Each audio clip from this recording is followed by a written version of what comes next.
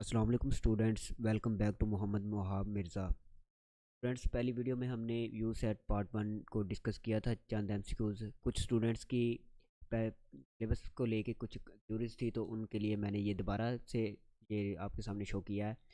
तो देखिए, पेपर के दो पार्ट्स हैं, जो कि पहला के जो वर्बल रीजनिंग और क्वांटिटेटिव रीजनिंग एमसीक्यूज़ टाइप का है, जबकि दूसरा जो है वो हमारे पास ये ऐसे राइटिंग है।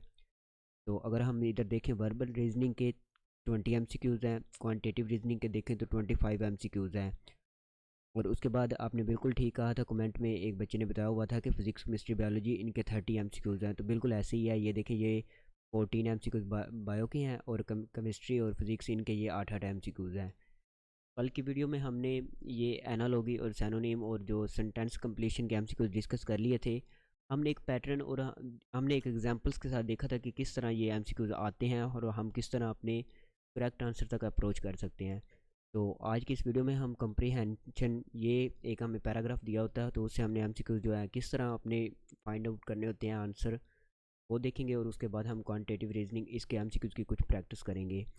तो चलते हैं हम अपने पेपर की तरफ। तो सबसे पहले ये जो एमसीक्यूज़ है ना, कंप्रीहेंशन, इसका मैं आपको बता देता हूँ कि आपने इसको सोल्व कैसे करना है। सबसे पहले आपने इस पैराग्राफ को रीड नहीं करना। अगर अगर आप इसको रीड करेंगे ना, तो फिर आपको बार बार ये पैराग्राफ रीड करना पड़ेगा। तो सबसे पहले इसका बेहतरीन तरीका ये है कि आप सबसे पहले आप सारे जो क्वेश्चंस हैं उनको एक बार रीड कर लें और उनके जो आंसर्स हैं वो देख लें। और उसके बाद नेक्स्ट जो है, जब आप पांचों क्वेश्चंस देख लेंगे तो आपको आइडिया हो जाएगा कि मैंने इस पैरे में फाइंड क्या करना है। क्योंकि हमें तो अपने आंसर से गर्ज है ना, कि हमने अपने जो करेक्ट टाइम जो हमसे पूछा गया हमने वो बताना है कि इस पैराग्राफ में क्या पूछा गया है। तो उसके बाद एक ये भी तरीका है कि आप, और इसके बाद जो एमसीक्यूज को सॉल्व करने की बेस्ट सोल्यूशन मैं आपको यही दूंगा कि आप ना वीडियो को रोक के ना पहले खुद ट्राई किया करें, ताकि आप एमसीक्यूज को, आप किस तरह एक एमसीक्यूज को देखते हैं, और बाद में फिर अपने माइंडसेट को देखा करें एग्जामिनर का माइंडसेट क्या है। और उसके बाद आप देखा करें कि आपका जो है रॉन्ग जो एमसीक्यूज क्यों हो रहा है, किस वजह से रॉन्ग हो रहा है, आप क्या मिस्टेक कर रहे हैं। और हर एमसीक्यूज को इस नज़र से देखा करें कि जैसे ये एग्ज़ाम में एक्चुअली जो क्वेश्चन है ना, ये आपको आना है, ठीक है। तो सबसे पहले हम देख लेते हैं, ये जो हमने बताना है, Jessore is a district in. तो इसके लिए एमसीक्यूज है वेस्ट बंगाल, बांग्लादेश, बंगाल और बंगला। और नेक्स्ट हमारे पास आ जाता है, the worst influence of the British was. British का जो सबसे बुरा तरीन असर रसूख था वो क्या था? टैब्स, मैनर, टेबल मैनर और उसके बाद वैल्यूज़। नेक्स्ट है पैराफुला Chandra Ray was greatly influenced by brother, uncle, father, cousin. तो हम जब अपने पैराग्राफ को रीड कर रहे होंगे तो हम देख रहे होंगे कि किसका जिक्र आया हुआ है।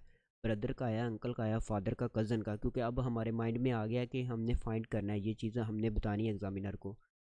नेक्स्ट जो है, इसमें बताया हुआ है कि he was surprised eight ever changing colour है, कलर एंड लाइट है, साउंड एंड लाइट है, साइट्स एंड साउंड है।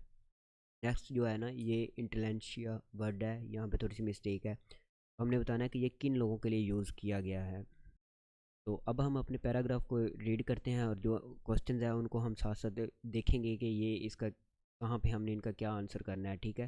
तो चलते हैं इसकी तरफ, देखें। सबसे पहले जो ये स्टार्ट कर लेते हैं, ने बताया है कि Prafulla Chandra Ray was born on 2 August 1861 in the district of Jessore, now in Bangladesh.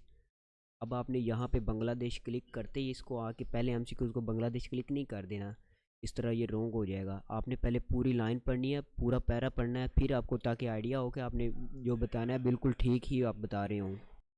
तो नेक्स्ट हम देख लेते हैं, now in Bangladesh close to the birth place of Madhusudan Dutt, widely regarded as the Milton of Bengal. तो ये उसने बताया हुआ पहला एमसीक्यू जो है, जिसोर इज़ अ डिस्ट्रिक्ट इन। अब ये देखिए, उसने बताया है कि नाउ इन बांग्लादेश, वो अब बांग्लादेश में है, ठीक है। क्लोज टू बर्थ प्लेस, किसकी बर्थ प्लेस है? Madhusudan Dutt, widely regarded as the Milton of Bengal. और ये बंगाल यानी कि वो बंगाल का मिल्टन था, अब नाउ इन बांग्लादेश है, ठीक है। It was the best of times and the worst of the British had by now perfected their role as a masters and British values permitted in the Indian upper classes to the very last detail like table manner. हमने ये अपने MCQs में देखा था।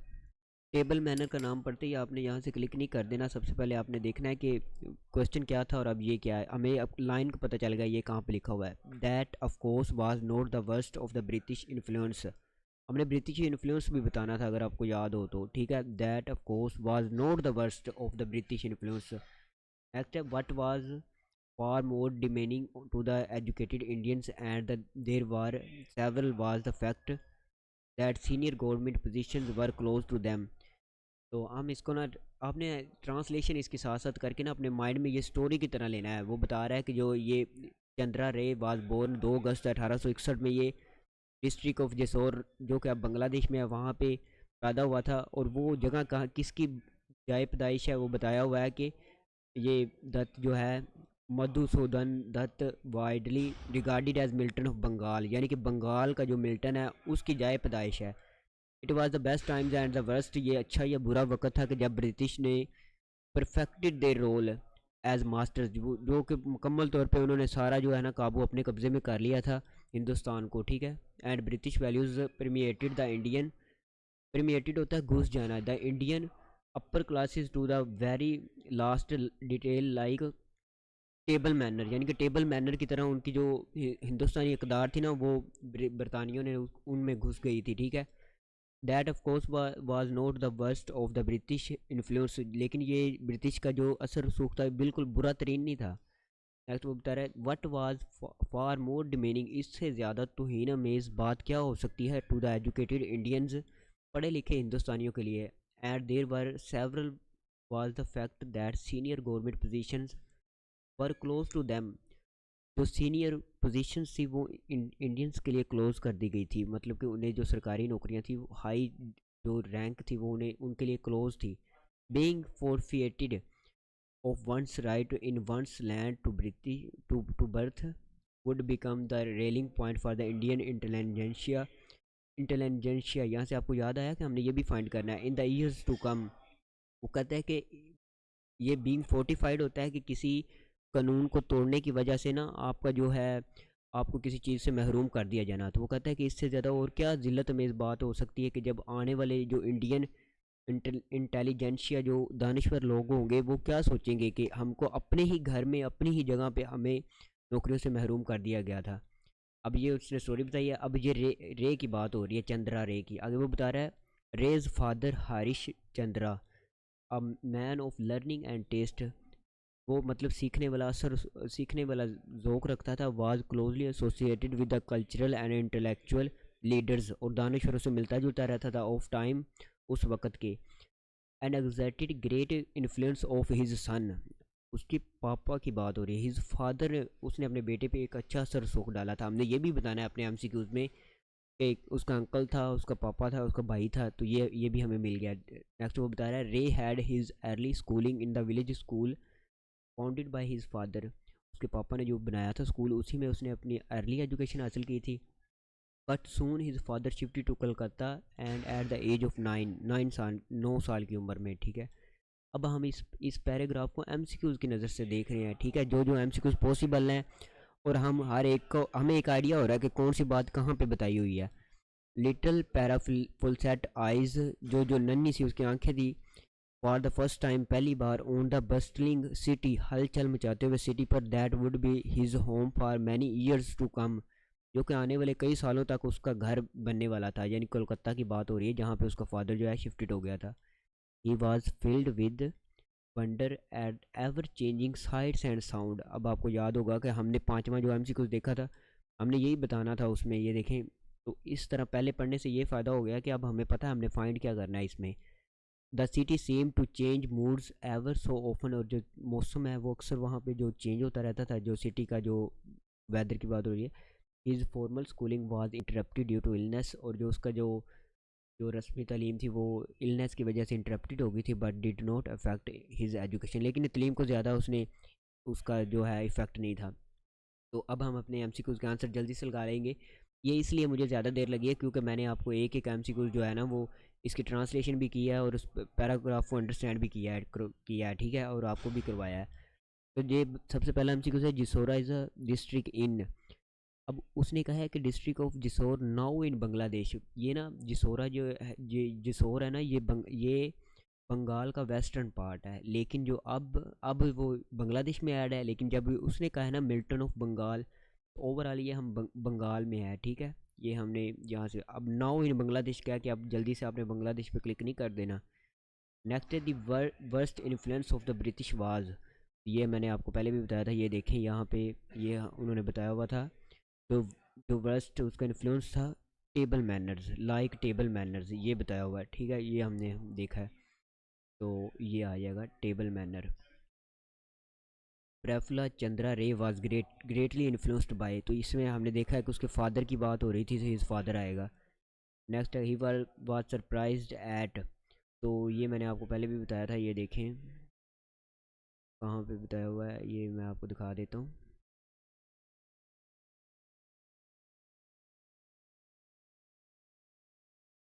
ये देखें, wonder at the ever changing sights and sound, ये देखें साइट्स एंड साउंड की बात हो रही है, ठीक है, ये लिखा हुआ है साइट्स एंड साउंड। तो ये फ़ायदा हुआ है कि हमने ना पहले वो सारा क्वेश्चन रीड कर लिए थे। He was surprised eight site and sound, ये आ गया। नेक्स्ट हमारे पास आई इंटेलेंशिया, जो है ना वो उसने कहा था कि जो आने वाले लोग हैं ना उनके लिए ये एक रेलिंग पॉइंट होगा, ये हमने पढ़ा था इधर, ये देखे railing point of the Indian intelligentsia, जो ये लोगों के लिए इस्तेमाल हो रहा है। अब ये देखें यहाँ पे उन्होंने कहा है कि एनिमल्स की तो बात नहीं हो रही, ना ही टेलीविज़न की बात हो रही है, तो ये सिंपल इंटेलिजेंट पीपल, ठीक है। तो मैंने ये आपको बताया कि कॉम्प्रीहेंशन को हमने किस तरह, पहले हमने अपना स्केच बनाना, मैं ये एक आपको एग्जांपल दी हुई है ताकि इससे ना आपका एक माइंड सेट हो जाए कि हमने इन एमसीक्यूज़ को किस तरह लगाना है। ये एक अनसीन पैरा आता है, तो आपने ना इसको रीड आउट करके सारे को अपने एमसीक्यूज़ को जो है ना अपने करेक्ट आंसर तक पहुंचना होता है। तो बेहतर जो तरीका है वो मैंने आपको बता दिया है। तो बाकी जैसे आपको हर स्टूडेंट का अपना माइंड सेट होता है, लेकिन जो बेस्ट वे है ना वो मैंने आपसे डिस्कस कर दिया है। नेक्स्ट हमारे पास आ जाता है क्वांटिटेटिव रीजनिंग, ठीक है। तो पहले हमने अपने वर्बल रीजनिंग वाले एमसीक्यूज़ की प्रैक्टिस की है, एग्जांपल्स देखी हैं, और ये अब हमारे पास आ गया a magician wants to ship. अब आप भी ऐसा करें कि इसको स्टॉप करें ये वीडियो को, और ये क्वेश्चन खुद सोल्व करने की कोशिश करें। अगर नहीं होता तो फिर आके देखें, और पेपर में बिल्कुल इसी तरह का क्वेश्चन अगर आता है, वैल्यूज़ चेंज होंगी लेकिन जो बेसिक कॉन्सेप्ट आपने लेना वो तो बिल्कुल सेम ही होगा ना। तो देखें यहाँ पे हम देख लेते हैं क्या बताया हुआ है क्वेश्चन जो है हमारा, ठीक है। वो कहता है कि अ मजिशियन, एक मजिशियन है, want to ship a magic van to the location of his next show. The rectangular box, rectangular box की बात हो रही है, यानी कि क्यूबाइड स्ट्रक्चर का उसका बॉक्स है, has available for this purpose measure 6 inch, जो है उसकी वो विड्थ बता रहा है, 8 इंच उसकी हाइट लेंथ बता रहा है, और ये उसकी हाइट है, ठीक है। What is the longest cylindrical band of negligible diameter that can be shaped in the box? तो इसके लिए सिंपल तरीका ये है कि इसका ना फार्मूला होता है, वो आप सबने देख लेना, ये देखें।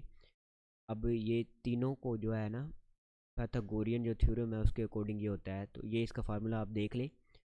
द बॉक्स, जो उसमें डायगोनल हमने फाइंड करना है, जो उसकी जो मैक्सिमम उन्होंने कहा वो कितना हो सकता है, लॉन्गेस्ट सिलेंड्रिकल बैंड जो है वो कितनी उसमें आ सकती है उस बॉक्स में। तो इसका ये फार्मूला है, हमने डायगोनल फाइंड आउट करना है, तो ये डायगोनल है, तो इसके लिए लेंथ का जो दिया है उसका स्केयर, और उसके बाद जो विड्थ है उसका स्केयर, और उसके बाद हाइट का स्केयर। तो इनका हमने जब स्केयर रूट लेना है तो इसके बाद हमारे पास ये आंसर आ जाएगा, ये 6 है, ये 8 है, ये 10 है। तो इसको सॉल्व करेंगे, जब ये 200 हो गया, ये 100 को हमने सेपरेट लिख लिया है, ठीक है, और साथ में ये 2 जो है वो अलग लिखा हुआ है, ठीक है। तो 10 का 100 का जो है वो 10 बाहर आ जाएगा, और अंदर जो है वो अंडर 2 हो जाएगा, तो ये इसका करेक्ट आंसर है, ठीक है। ये फार्मूला है, और इस तरह के एमसीक्यूज़ को आप देख लें, जैसे भी आता है ना तो आपने ये फार्मूला लगा के उसको सोल्व कर लेना है डायगोनल फाइंड करने का। अब ये सिंपल सी मल्टीप्लिकेशन है।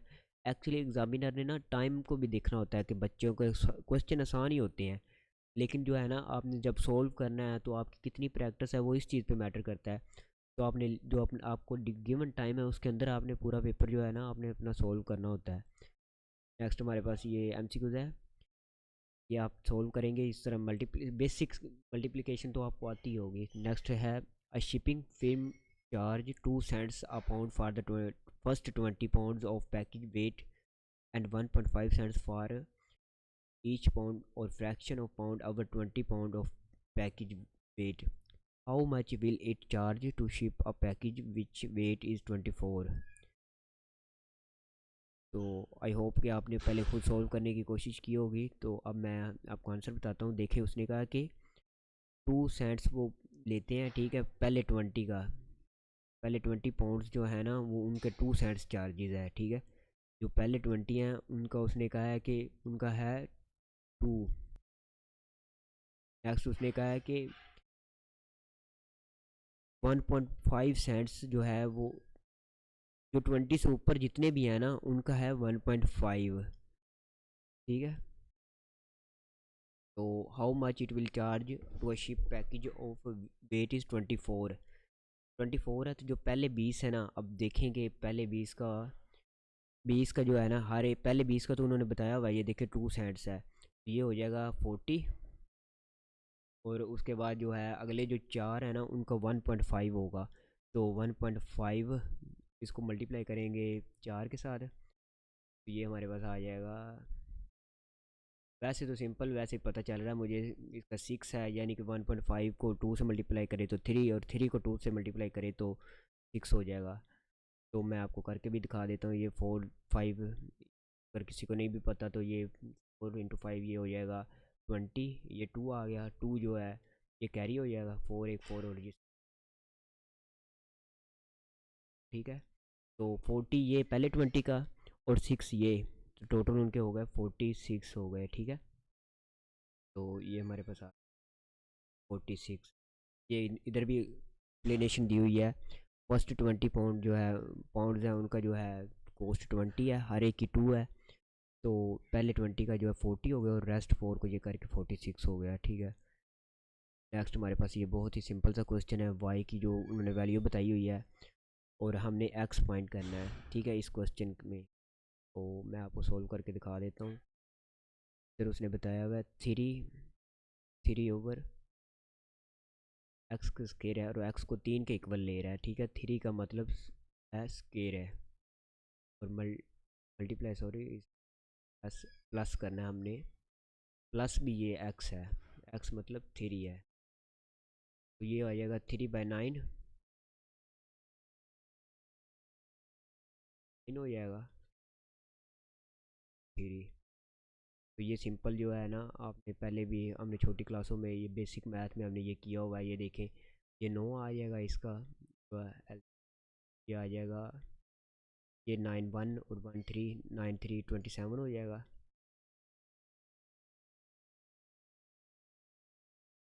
सॉरी, ये इसका 9 1 को 3 से मल्टीप्लाई करेंगे तो ये 3 हो जाएगा, और जब हम इसमें एडिशन करेंगे तो ये आ जाएगा 9 3 27 हो जाएगा, ठीक है। ये 30/9 हो जाएगा। ये इसका आ जाएगा 30/9, 30/9 30, ये हो जाएगा 3 पर आ जाएगा। पर ये हमने ऐसे इसको सोल्व कर लिया है। ये हमारे पास y के इक्वल आ जाएगा, 10/3 आ रहा है, ठीक।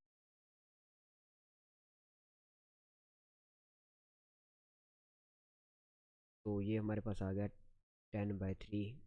आप खुद पहले सोल्व किया करें ताकि आपको खुद प्रैक्टिस हो जाए, आपकी प्रैक्टिस हो जाए। अगर नहीं आता फिर देखा करें, क्योंकि इसी तरह के बेसिक आते हैं और अनसीन आते हैं। बस आपको जो बेसिक चीज़ है ना आपको सोल्व करना आना चाहिए।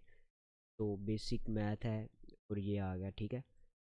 नेक्स्ट अब हमारे पास एक क्वेश्चन है। The train of length 100 metres is crossing a platform with speed of 20 metre per minute. If the train cross the platform in 8 minutes find the length. हमने लेंथ जो है फाइंड करनी है। तो 1 मिनट में वो, 1 मिनट में 20 मीटर पर मिनट जा रही है। 8 मिनट में हम मल्टीप्लाई करें ना, 8 मिनट में वो 160 मीटर जो है ना डिस्टेंस कवर करेगी, 160। लेकिन जो है ना 160 में से उसने बताया कि 100 मीटर जो है ना उसकी अपनी लेंथ है। तो 160 उसने टोटल कवर किया है। तो 160 में से हम जो है ना 100 को माइनस कर देंगे, तो बाकी जो हमारे पास रह जाएगा वो रह जाएगा 60, ठीक है। आपने उसकी अपनी लेंथ भी तो देखनी है ना। तो वो उसकी अपनी लेंथ माइनस कर दी तो बाकी हमारे पास आ जाएगा 60। ये सोल्यूशन भी दिया हुआ है, वो 8 मिनट में अगर जाती है तो 160 है, और 160 में से 100 जो है उसको माइनस कर दिया है, ठीक है। नेक्स्ट जो हमारे पास एमसीक्यूज है, इसको सोल्व करने के दो तरीके हैं, मैं आपको दोनों बताता हूँ। पहला तरीका तो ये है कि आप ना वैसे ही समझ के इसको कर लें कि अपने माइंड में कैलकुलेशन करके, what is the number of 5% of which is 10। कहते हैं वो कौन सा नंबर है जिसका हम 5% लें तो 10 होता है। तो अब देखिए सिंपली, अगर 100 होता ना 100, तो जब हम 5% लेते तो वो 5 ही होना था। 100 में से 5% 5 ही होता है। तो अब वो कह रहा है कि वो कितना नंबर होगा जिसका जो परसेंटेज है वो 10 होगा। तो जाहिर सी बात है कि 100 का 5 है तो 200 का जो है ना वो 10 आ जाएगा, ठीक है। अब मैं आपको दूसरा तरीका जो है वो भी बता देता हूँ, दूसरा इसको किस तरह कर सकते हैं, ठीक है। तो ये 200 आ गया। दूसरा तरीका ये है कि ये एक्स नंबर है जिसका हमने 5% निकालना है, ठीक है। तो 5% 5/100, और ये एक्स जो है हमने फाइंड करना है, वो आ गया। और आंसर क्या आ रहा है कि वो कह रहा है इनकी 5% लेने से 10 आ रहा है, तो ये 10 आ गया। और जब हम ये 100 उधर जाएगा तो इसके साथ मल्टीप्लाई हो जाएगा 10 के साथ, तो ये 1000 हो जाएगा। अब 5 इसके नीचे आगे डिवाइड होगा तो 200 आ जाएगा, ठीक है। नेक्स्ट हमारे पास आ जाता है Corolla comes in 5 models, 8 colors and 3 sizes. How many Corollas must the local dealer have on hand in order to have one of each kind available?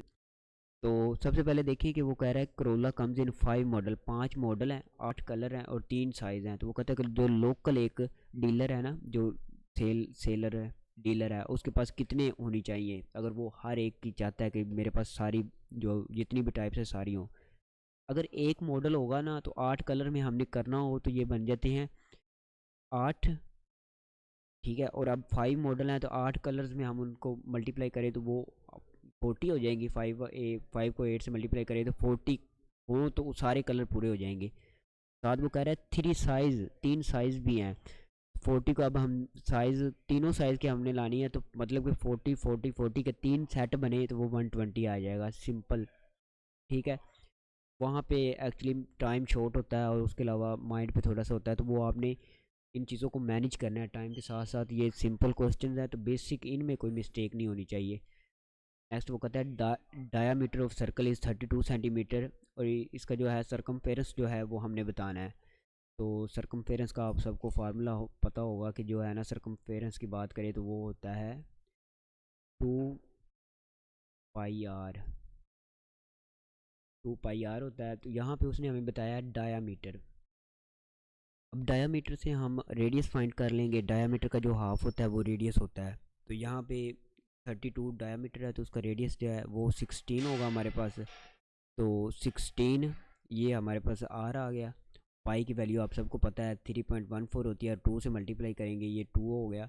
ये मल्टीप्लाई करेंगे हम 32 से, सॉरी 16 से हम मल्टीप्लाई करेंगे, उसका डायमीटर का हम हाफ लेंगे, ये 16 हो गया। इसको हमने पाई से मल्टीप्लाई करना है 3.3 से, चलो मल्टीप्लाई करना है, ठीक है। ये हो गया 16 2 मतलब 32 हो गया। और 32 को हमने 3 से मल्टीप्लाई करना है, 32 को हमने करना है 3 से मल्टीप्लाई। तो वैसे सिंपल ही पता चल रहा है कि ये जो है ना, 3 से मल्टीप्लाई करेंगे तो ये आ जाएगा 6, ये हो जाएगा 6, और ये 96, मतलब कि 96 से थोड़ा सा बड़ा आएगा क्योंकि ये 1.4 साथ इसके पाई के होता है ना। तो ये देखिए 180 तो बहुत बड़ा है, 120 110 और 100, मतलब कि 96 है तो उसके पास बिल्कुल जो बिल्कुल करीब है ना। तो हमने यहाँ पे जो है हमारा 100 के तकरीबन पास आ जाएगा। तो ये इसका आंसर है, ये देखिए ये बताया भी हुआ है। सरकमफेरेंस है, ये डायामीटर है, और ये उसके बाद ये बताया हुआ 100 के पास आ गया, ठीक है। नेक्स्ट हमारे पास जो एमसीक्यूज है वो बताया अ क्लर्क फील्ड 70, उसने फिल किए हैं 73 फॉर्म्स ऑन मंडे, मंडे को कितने किए हैं 73, 85 फॉर्म्स ऑन ट्यूसडे, ट्यूसडे को 85, 54 ऑन वेनसडे, वेनसडे को 54, 92 on Thursday and 66 on Friday. What is the average number of forms field per day. तो कमेंट में भी आपने कहा हुआ था कि एवरेज की जो है ना क्वेश्चन करवा दें, तो मैं आपको बता देता हूँ ये बहुत ही सिंपल और आसान क्वेश्चन होते हैं। तो इनका तरीका ये है कि जितने भी नंबर दिए हुए हैं ना उन सबको आपने ऐड करना है और जितने डेज दिए हुए हैं उन सब पे डिवाइड कर देना है। ये देखें, अब पहला नंबर है 73 का, पहला नंबर जो है वो 73 है, दूसरा 85 है, और तीसरा जो है वो 54 है, और 92 है, और 66। कितने नंबर हैं? 1 2 3 4 5 नंबर है हमारे पास। इन सब को जब हम ऐड करेंगे ना तो ये हमारे पास आ जाएगा 370। आप ऐड करके देख लें। एडिशन तो सिंपल है। अब मैं आपको बेसिक फार्मूला बताना चाह रहा हूँ। और 5 हैं तो इसको 5 पे हम डिवाइड करेंगे, ठीक है। तो ये हमारे पास हो जाएगा 5, और ये हो जाएगा, मतलब कि जितने भी नंबर हैं ना टोटल किसी भी चीज़ की जब एवरेज फाइंड करनी है तो नंबर टोटल हैं सब की जो वैल्यू दी है उनको ऐड करके नीचे जितनी वैल्यूज़ हैं 1 2 3 4 5 हैं, तो इसको हम 370 पे डिवाइड करेंगे तो 5 7 जो है वो 35 हो जाता है, 7 आ जाएगा। पहला हमारा 7 है, ठीक है। तो दो ए या बी है। नेक्स्ट वो बताया है 35, और यहाँ पे 2 हम इसके साथ जो लगाएं तो ये आ जाएगा 4। तो ये मैंने एवरेज का आपको सिंपल ये फार्मूला है। अब जितने भी किसी भी चीज़ की एवरेज फाइंड करनी है तो जो वैल्यूज़ दी हुई हैं उनको ऐड करके आपने जो है ना उसके बाद ये इसके उस पर डिवाइड करेंगे तो आपके सामने जो है ना ये आंसर आ जाएगा 74। ये देखिए स्टेप बाय स्टेप एक्सप्लेनेशन भी दी हुई है। इनको ऐड किया तो उसके बाद जो है ना 5 पे डिवाइड कर दिया। अगर यहाँ पे 6 वैल्यूज़ होती तो हम 6 को ऐड करते और फिर 6 पे डिवाइड करते, ठीक है। ये सिंपल सा मैंने आपको फार्मूला बता दिया है। और नेक्स्ट हमारे पास आ जाता है find the perimeter of triangle whose length are ये 11.5 और जो 3.5 और 7 दी हुई है। जब भी हमने पैरामीटर फाइंड करने होते हैं तो हम जो इसकी तीनों लेंथ है ना कोई भी जो पैरामीटर्स दिए होते हैं हम उनको ऐड कर देते हैं, ठीक है। तो ये देखें, ये हमारे पास 11.5 और 3.5, तो ये हमारे पास हो जाएगा 11 और 3 14, और हाफ हाफ ये 15 हो गया, और 15 और 7 जो है 22। ये हमारे पास करेक्ट आंसर है, ठीक है। नेक्स्ट हमारे पास आ जाता है, ये हमारे जो आज के 30 MCQs हैं ये कंप्लीट हो गए हैं। इंशाल्लाह नेक्स्ट हम अगली वीडियो में डिस्कस करेंगे। तो मैंने आपको बेसिक तरीका बता दिया, ये एक कॉन्सेप्ट मैंने आप तक डिलीवर किया है ताकि आपको माइंड सेट हो जाए कि किस तरह हमने अपने MCQs जो हैं सोल्व करने हैं। तो नेक्स्ट पार्ट के लिए वीडियो चैनल के साथ जुड़े रहें और बेल आइकन को लाजमी प्रेस किया करें ताकि आपका नोटिफिकेशन आप तक पहुंच सके। और आपकी जितनी भी क्यूरीज हैं वो कमेंट में लाजमी पूछा करें। और आपको पता है कि मैं आपके हर कमेंट का आंसर कर रहा होता हूँ, और जो जो भी क्यूरीज होती हैं वो इंशाल्लाह हम नेक्स्ट वीडियो में सोल्व कर लेंगे इंशाल्लाह। तो सब अपना ख्याल रखिएगा। अल्लाह हाफिज़।